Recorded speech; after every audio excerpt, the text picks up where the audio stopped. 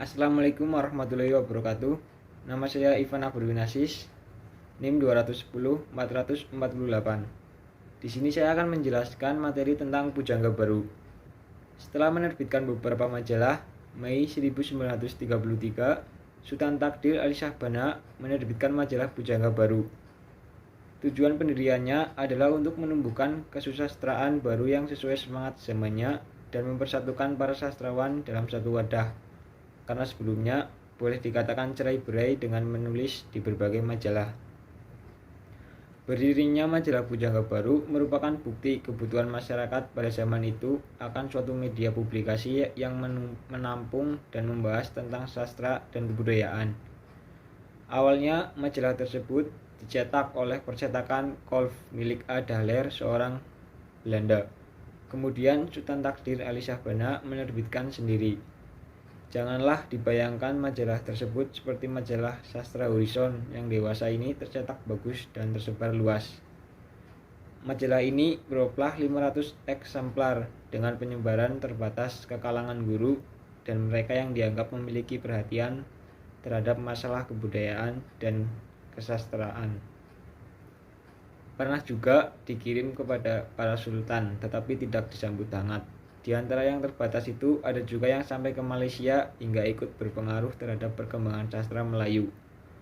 Adapun yang membayar hanya 150 orang, karena itu tidak ada honor untuk penulis dan tim redaksi. Meskipun membaca majalah itu tidak banyak, tetapi pengaruhnya besar sekali.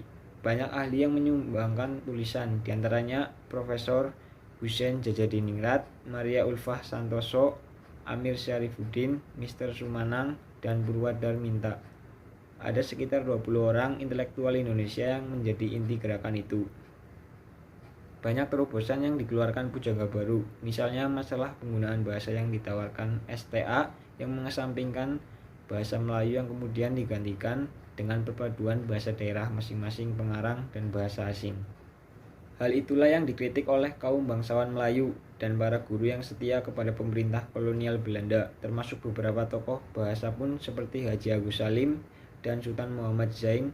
Mereka beranggapan bahasa dalam majalah itu merusak bahasa Melayu.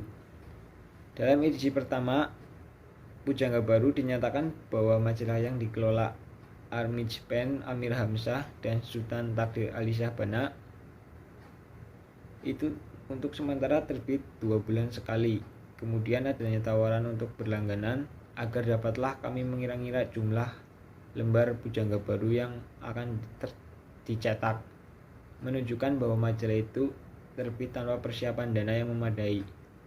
Ada sekitar 150-an orang yang kemudian menjadi pelanggan majalah itu.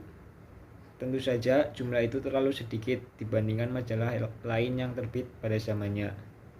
Sekedar menyebut dua contoh, majalah Panji Pustaka 1922 sampai 1945 dan Pedoman Masyarakat 1935 sampai 1942.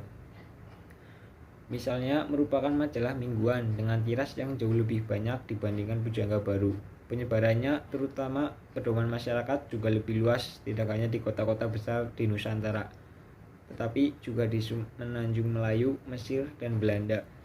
Dalam bidang kesusastraan, kedua majalah ini memang punya kontribusi penting dalam melahirkan sejumlah penulis, juga dalam menampung karya-karya sastrawan muda.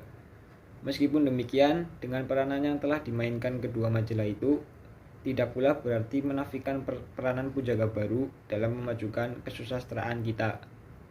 Lahirnya majalah Pujangga Baru itu sendiri di samping memang dimaksudkan untuk menampung aspirasi sastrawan yang tersebar di pelosok Nusantara, juga sesungguhnya merupakan salah satu bentuk reaksi atas keberadaan Panji Pustaka yang dinilai tidak memberi ruang yang lebih luas bagi sastrawan dalam mengembangkan kreativitasnya.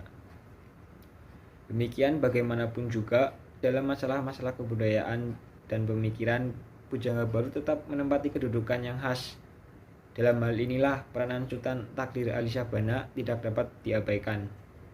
Begitu pentingnya peran yang telah dimainkan tokoh ini, sehingga membicarakan Pujangga Baru khususnya tentang polemik kebudayaannya hampir tidak mungkin tanpa melibatkan nama itu, dan memang dia pula yang menjadi tokoh kuncinya. Dalam tahun kedua penerbitannya, soal kebudayaan juga belum mendapat perhatian yang memadai. Meskipun dalam pengantarnya disebutkan, tambahan kebudayaan umum itu bukanlah tempelan yang tiada berarti. Hanya Ali Syahbana yang begitu bersemangat mengangkat soal itu. Titik berat perhatian Pujangga Baru mulai bergeser dari kesusastraan ke kebudayaan. Terjadi saat majalah itu memasuki tahun ketiga, Juli 1935. Dinyatakan dalam subjudulnya, membawa semangat baru dalam kesusastraan, seni, kebudayaan, dan soal masyarakat umum. Pengarang lain yang muncul pada periode ini ialah Amir Hamzah yang oleh H.B. Jassin dijuluki Raja Penyair Pujangga Baru. Karya-karya pengarang yang merupakan salah satu pendiri majalah Pujangga Baru ialah Nyanyian Sunyi 1937, Buah Rindu 1941, Sastra Melayu dan Raja-Rajanya 1942, Esai dan Prosa 1982. Sedangkan terjemahannya ialah Bhagavad Gita 1933 dan Setanggi Timur 1939. Kisah tragedi kehidupan penyair yang menurut Ajib Rosidi seakan-akan menjadi tokoh roman adat yang dihasilkan oleh para pengarang dari Sumatera pada tahun 1920-an dan 1930. Sekian, wassalamualaikum warahmatullahi wabarakatuh.